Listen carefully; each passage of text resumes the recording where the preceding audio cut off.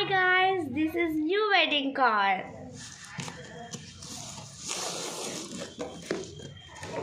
Okay, ఈ box ఇలా open చేస్తే మనకి ఇక్కడ వెడ్డింగ్ కార్డ్ ఉందన్నమాట. రాహుల్ అండ్ రసజ్ఞ అన్నమాట పేర్లు. Feb 9th పెళ్ళి.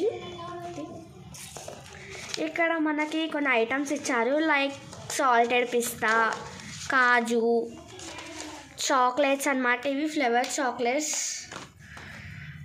ఇవి రోస్టెడ్ కాజు అన్నమాట. ఇవి మనకి ఒక టైప్ ఆఫ్ బిస్కెట్స్.